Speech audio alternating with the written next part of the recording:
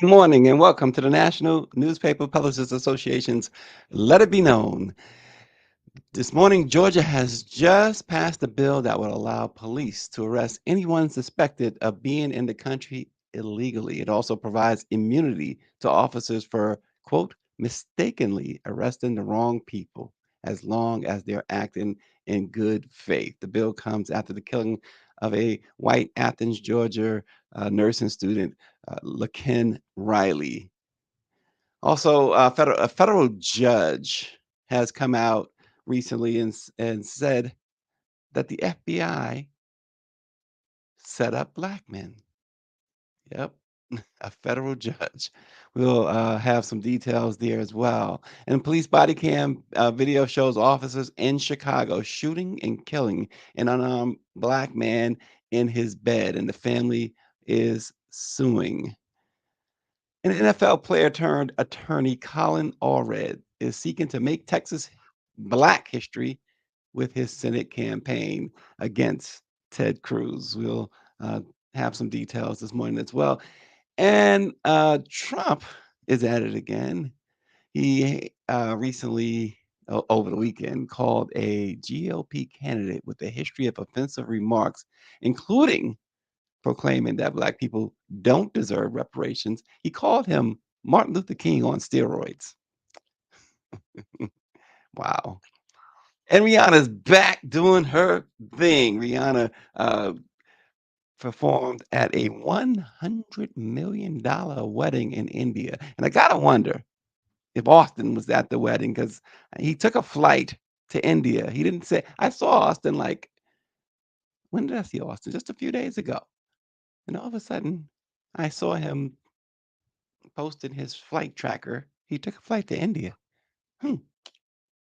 Hey, the plot thickens.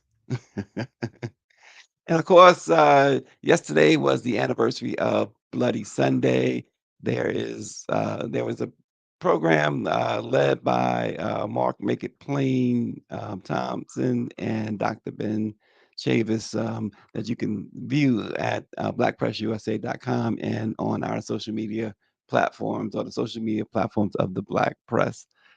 David Youngblood says Austin is absolutely on the A list. Yeah, we have some things to talk about with Austin when he gets back. David, have some things. Did he get a dance with Rihanna? um, but yesterday again, Bloody Sunday. Vice President Kamala Harris was down at the in Selma, Alabama, at the Pettus Bridge, where she also called for a ceasefire in Gaza. So that was very interesting that the Vice President of the United States openly called for a ceasefire. Um, so we'll invite you guys to view uh, Bloody Sunday activities, blackpressusa.com. But first, Georgia has just passed a bill, and see, this is where things are really, really uh, headed. It's been headed. So when everybody starts talking about Trump and Biden and Trump and this and that. Understand that this is where things are headed. They just passed a bill in Georgia, the Georgia House, that allows police to arrest anyone suspected of being in the country illegally. Read anyone who is not white. It also provides immunity to officers for mistakenly arresting the wrong people as long as they are acting in quote good faith. So you walk the streets anywhere in Georgia, whether you're in Athens, Georgia, Savannah, Georgia, Atlanta, Georgia, police can just pull up on you if you're not white and arrest you. It's as simple as that. It's not an exaggeration. This is what this law aims to do. And we already know how well or how disastrous, I should say, stop and frisk was. Well, this is even worse. This is saying that we don't you don't look American. And to us, we know what that means. So this is not just about, uh, someone coming over illegally. This is not somebody who might be of Mexican descent or whatever. This is simply someone who is not of European descent. That's what it's all about. And the interesting thing among the very many interesting things about and it's a series of bills too, by the way. And the interesting thing is that this wording that it provides immunity to officers and it's so interesting because we all know that one of the big issues after the murder of George Floyd in 2020 and all this call for reform and et cetera was this idea of qualified immunity for police officers. And many still argue today. The argument hasn't died. The argument is still the same, I should say, that if you strip qualified immunity, then you might very well see less police shootings of unarmed individuals. But here in Georgia, they want to provide even more immunity. The officer, look, I thought he had a gun. So this is what's going on there. And yeah, Christian Clark and her team at the Department of Justice, yeah, I would imagine Power 96, they will start filing some lawsuits once if this passes the Senate and the governor signs this. And yes, David, we remember the black codes of yesteryear, and this is what they're bringing back. So much stuff that they're bringing back. We talked about this many times when people say, uh, what do you mean? Or they can't do this. They are doing it. They are doing it. And listen, uh, the front runner for the GOP nomination wants to take things back, as I said before, and he's shown that. I've said Jim Crow at least. I think he wants to go back further. I think there's no question about that. So the bill comes after the killing of Laken Riley in Athens, um, a young medical student killed by an individual who is an alien or an immigrant, I should say, and um, who happens to be white. And this is the reaction, but I don't think so. So mainstream media is tying this to her killing, and perhaps some of the lawmakers are using that. That is not the bottom line here for them. This is a political issue, it's been a political issue. This is one that the Republicans appear to be winning on, and so they are just, pushing the stakes as high as possible and making it seem, even worse than what it is, if you can fathom that. This is a political this is a one issue, the one primary issue in which Donald Trump is killing Joe Biden on. This is the one issue that the MAGA Republicans are killing, Democrats and anybody else on. And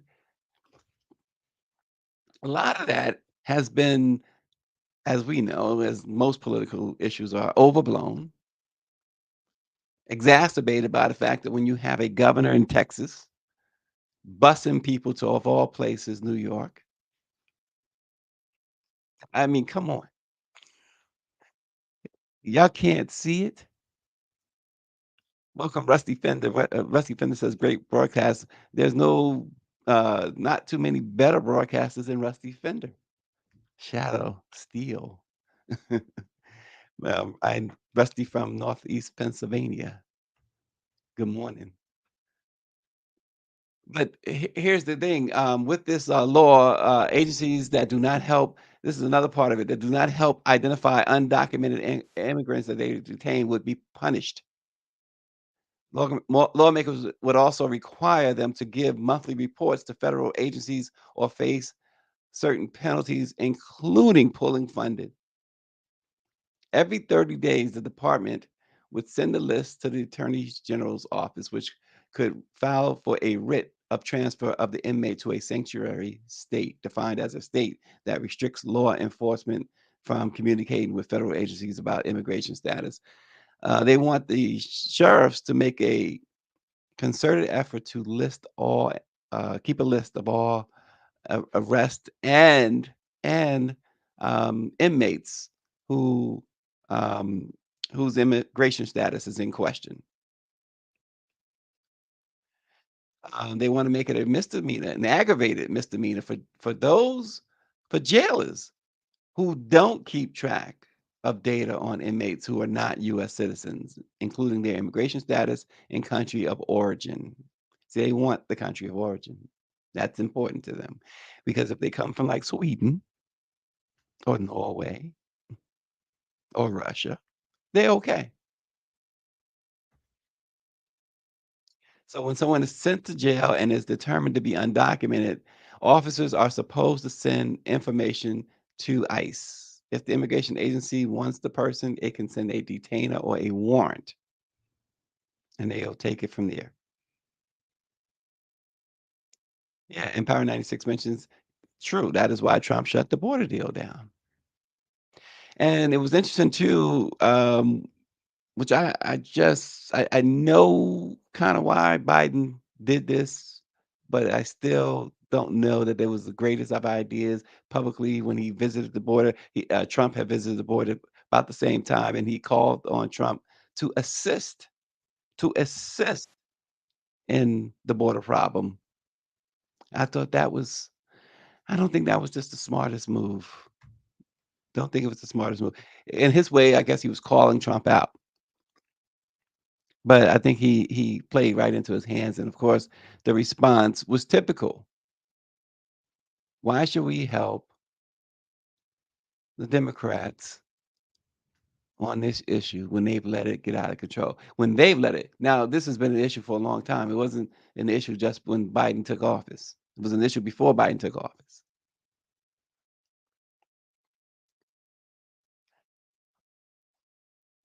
Turning our attention now, another alarming thing we uh, saw over the weekend. A man convicted in a post 9/11 terrorism sting was ordered free from prison by a judge who criticized the FBI for relying on, quote, an unsavory confidential informant for an agency invented.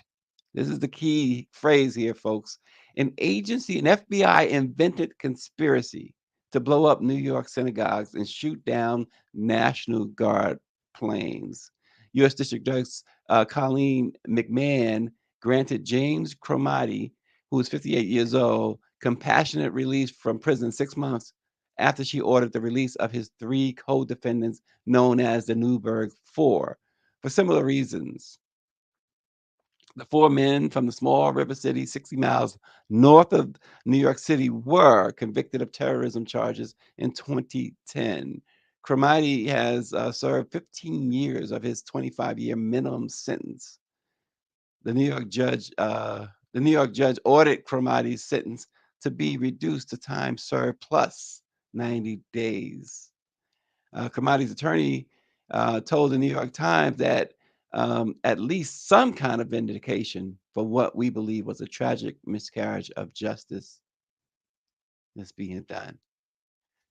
Prosecutors said that the defendants had spent months scouting targets and securing what they thought were explosives in a surface to air missile, aiming to shoot down planes at the Air National Guard base there in Newburgh and blow up synagogues in the Bronx. They were arrested after allegedly planting, quote, bombs that were packed with explosives supplied by the FBI. Critics have accused federal agents of entrapping these group of men who they say were down on their luck.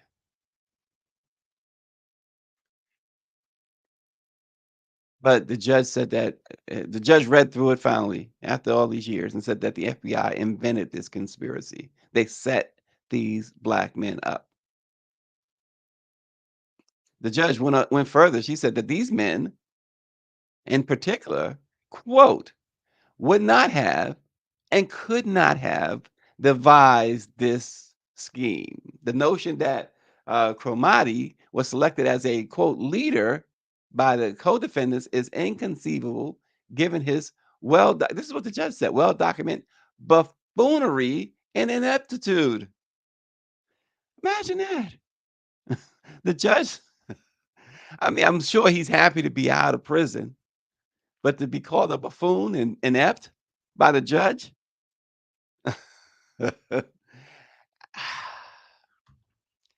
But this is, this FBI situation, though, setting up individuals, and particularly African Americans, is not new. 2020 report in the Guardian um, highlighted how the FBI has been aware of white supremacist infiltration of police departments since at least 1961. It has also engaged in the work of white supremacy, spending the last century targeting black leaders for surveillance. The FBI has a long history of fulfilling the function of white supremacy in the United States. While the Tulsa massacre was ongoing, the FBI's predecessor was busy investigating Marcus Garvey and his Universal Negro Improvement Association. The FBI's first director, we all know who that is, J. Edgar. He waged war on the civil rights movement from its onset. The war was ramped up in the age of COINTELPRO, which was, of course, designed to surveil, dismantle, and destroy any movement working to end racism or capitalist exploitation in America. The FBI occasionally investigated white supremacists, I should say, during that era from 56 to 71, but spent the vast majority of its resources fighting those committed to Black and Indigenous liberation. And many of the Bureau's investigations of white supremacists were disingenuous. The FBI knew for a fact, for instance, that the Birmingham Police Department had been infiltrated by the Ku Klux Klan, but continued to feed the department information about civil rights activists. They were setting them up. During Hoover's half century as director, the FBI sent a black mail letter to Dr. Martin Luther King, encouraging him to commit suicide. And many believe that the FBI was probably involved in the assassination of Fred Hampton. Fred Hampton, the Black Panther Party leader, and um, he also led the NAACP. So Mike V says you have neo Nazis walking around Tennessee and other states on the march against democracy, and no law enforcement agency going after them.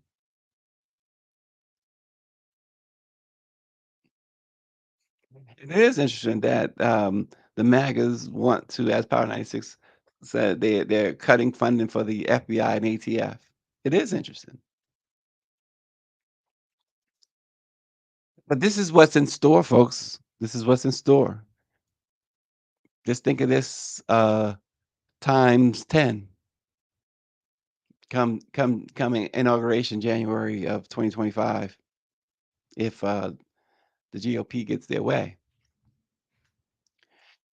And here's what we're in for more. We talked a little about George Floyd already, but a police department in Chicago, suburban Chicago, to be more specific, have released officer body cam footage of the fatal shooting of a man inside his apartment. Isaac Goodlow, the third, died at a hospital after he was shot in Carroll Stream, about 34 miles west of Chicago. The family lawyer has said Goodlow was alone and in bed when officers entered his bedroom without identifying themselves and simply shot him. Following the shooting, police said on its Facebook page that officers, quote, encountered a tense, uncertain, and rapidly evolving situation, which resulted in officers discharging their weapons at the alleged domestic violence suspect. It happened at 5:11 in the morning. Goodlow, who's 30 years old, was lying in his bed, apparently sleeping at the Village Brook Apartments. Now, the camera footage, once released, showed that one officer deployed his taser. At the same time, two other officers unleashed bullets into Goodlow. You could hear, according to um, officials, you could hear um, one officer saying, "Show me your hands," after shooting. And after he's shot, he's shot and tased. They handcuff him on his stomach, and then one of the officers attempts some sort of not CPR, but some sort of life saving maneuvers. And as the lawyer for Goodlow's family says, if shot at close range and tasing was not enough, the officers handcuffed Isaac without first attempting to provide life saving measures. Isaac bled out and ultimately died. This is yet another unjustifiable and unconscionable tragedy in America. Goodlow's sisters filed a federal lawsuit against the officers and the police department. They allege, among other things, wrongful death, and they are seeking unspecified damages. But once again, these are all they're more than just red flags, folks. More than just red flags.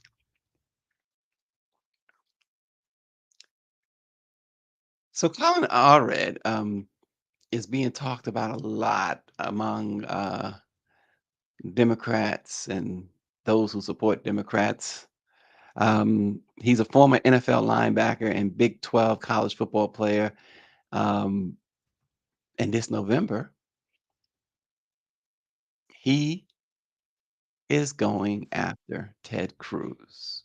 Seeking to unseat Ted Cruz, the two-term, uh, high-profile Trump supporter who has been so loyal to Trump that Trump could say and do anything he wants to him, and Cruz will still defend Trump. Allen says simply, quote, "We can't afford 6 more years of Ted Cruz. Texas is this incredibly diverse, dynamic state. We're not the state that he represents us as. If he wins, he would make history as the first Black American from Texas elected to the U.S. Senate. The 40-year-old would be etched in the history books, following in the footsteps of groundbreaking Black politicians from Texas like Barbara Jordan, who was the first Black woman from the South elected to the U.S. Congress, and Eddie Bernice Johnson, the first Black woman to represent Dallas in the U.S. House. Collins says, here in Texas, we have such a rich history, particularly as African Americans. He noted too that during the Jim Crow era, his grandparents didn't have the right to vote. However, Colin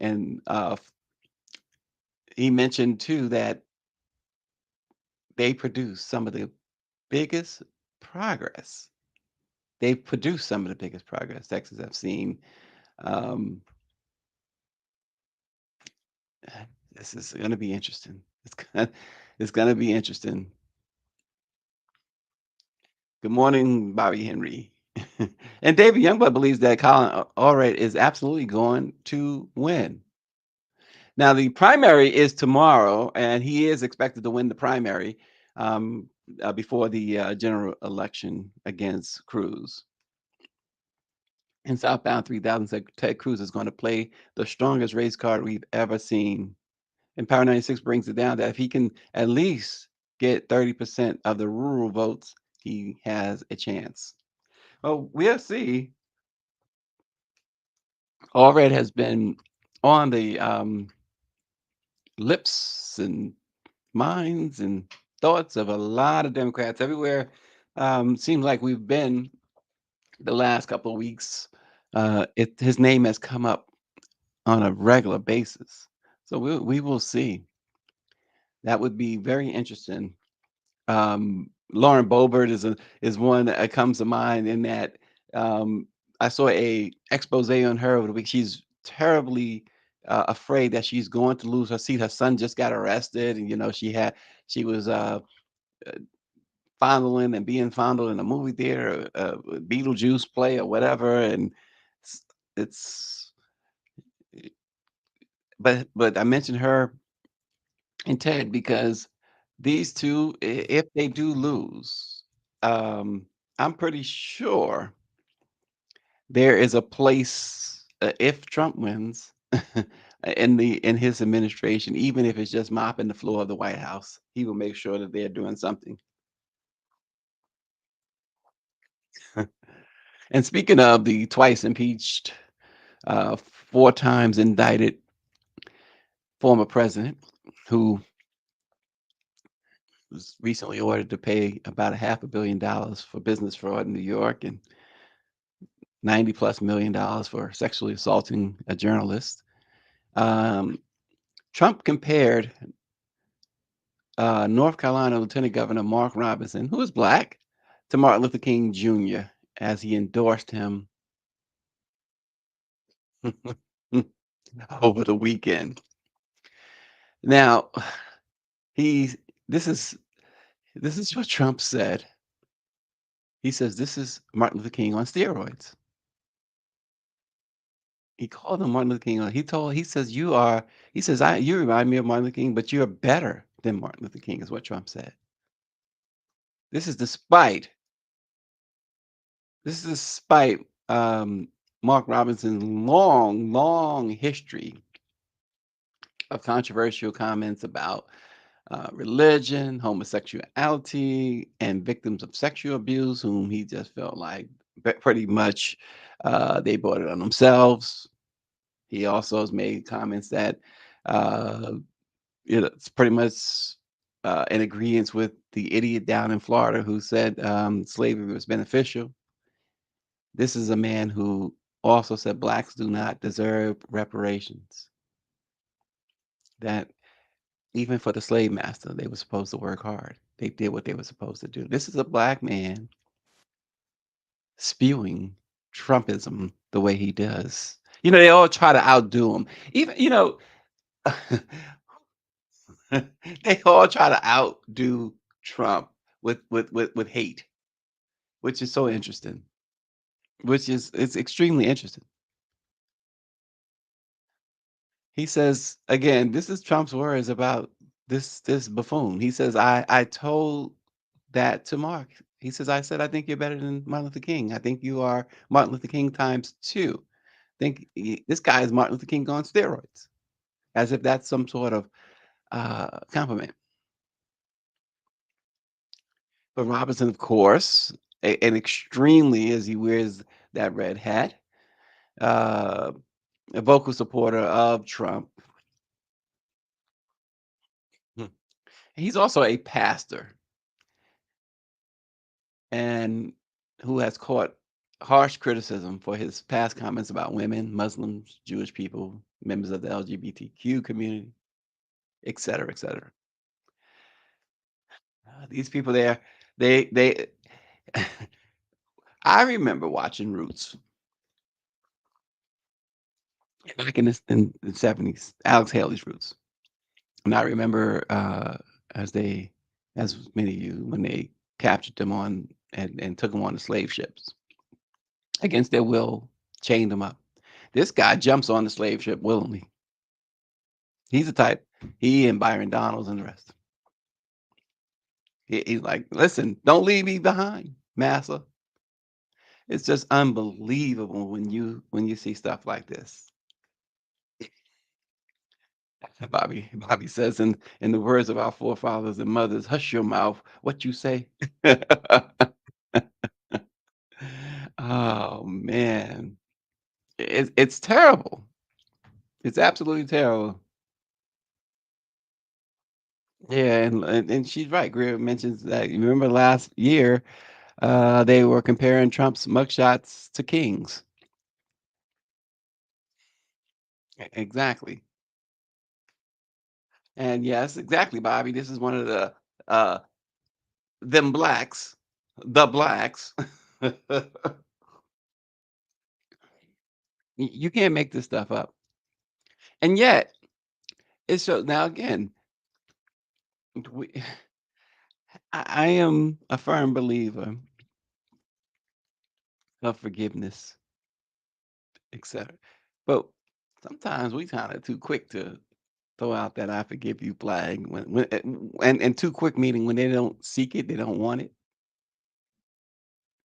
This guy is unabashed in his self-hate. He's unabashed in his you know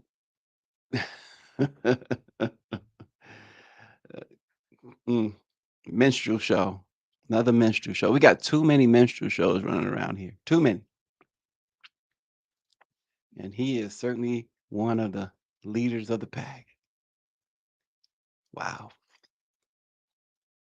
Well, something good happened over the weekend at least. And you know it's good because Rihanna was involved. Rihanna came back. She hadn't performed a concert since 2016. But then some rich Indian folks said, "You want $10,000,000?" $100,000,000 wedding. And Rihanna reportedly got at least 10,000,000 for this performance that has been um, shown all over social media, clips of it anyway. The 40-minute performance capped off the 3-day pre-wedding celebrations for the sons of Asia's richest man as celebrities and business moguls descended upon Western India for the lavish event. She performed barefoot on stage for about 1,200 guests in the small town of Jamnagar, with a list of names attending the star-studded event, including Bill Gates and Mark Zuckerberg. Ivanka Trump also attended the event. Um, the billionaire Mukesh Ambani paid $100 million for this pre-wedding event, and the concert that Rihanna put on for the wedding included 19 songs and described as her first real show in 8 years. In that period, has only given short but high-profile performances such as her 15-minute halftime Super Bowl show and her "Lift Me Up" performance at the 2023 Oscar Awards. Mr. Ambani, who previously paid Beyoncé to perform at his daughter's wedding in 2018, is considered Asia's richest man and threw the extravagant party as a prenuptial bash 4 months before the wedding of his youngest son, Anant, and his fiancée Radhika, who will officially tie the knot on July 12th in Mumbai. Of course, as we said, videos of Rihanna's performance were widely shared. And why wouldn't you? If I'm paying Rihanna 10 million, I'm sharing everything. I'm gonna share everything. Um, but she performed all of her great songs, all of her greatest hits anyway. Consideration, Desperado, Work, you know who, Umbrella, everything. Rihanna did everything. She also very very friendly to everyone. She hugged security officers, took took photos, took photos with fans at the airport, and she danced with Bollywood stars. Rihanna was not playing. And then following it, her and her personal assistant was riding in a car, and they were looking at the responses on social media. Mostly they enjoyed, but they kept seeing a constant theme from her fans, which was next album. When is the album coming? And Rihanna and both her persons like, gosh, one thing at a time. Album. Who's thinking about an album right now? Rihanna has so much going on, and she probably feels like the least productive is spending months, if not a year, in the studio trying to bring out an album. And why bother when you could do this for 10 million at least? And then she got all the Fenty stuff, and Rihanna's busy. She's busy. Give her a break. And she just had another baby. So Rihanna got things to do. She got time for an album. Enjoy what she put out already. Because apparently those in India did. And she doing her thing. The one and only Robin Rihanna Fenty. Gotta love her. Yes, indeed. Power 96 says he was invited to Austin, Texas to a special viewing of Freaknik 94 during the South by Southwest Festival. He says, I am good. My backyard will be good enough. He turned down South by Southwest. He's doing his own thing with crawfish, gumbo, everything. Go out to New Orleans, go out to Louisiana anyway, and find him. I'm sure his party is going to be off the chain. He's been talking about Freaknik forever. And I can't wait to see when he freeze frames. There I am. He's gonna point himself out for sure. Unbeknownst to him. Unbeknownst to him, and he'll when he watches the whole video and he sees himself in Freaknik, he's gonna notice someone behind him that he didn't realize. And it's gonna be the red bone. And his words, the red bone. Oh, folks, please subscribe to the Let It Be Known YouTube page. I know I ask this almost every day, don't I? Let It Be Known dash news on YouTube and share it. And share your thoughts. Send us some notes. Send us some comments, questions, criticism, compliments, whatever you want to send. But just share it. Just subscribe and you know, be like Mitch McConnell. Freeze up when you on that page and hit subscribe. Freeze yourself hitting subscribe and make sure there you go. Thanks for watching as always. We appreciate you all and we will see you again tomorrow.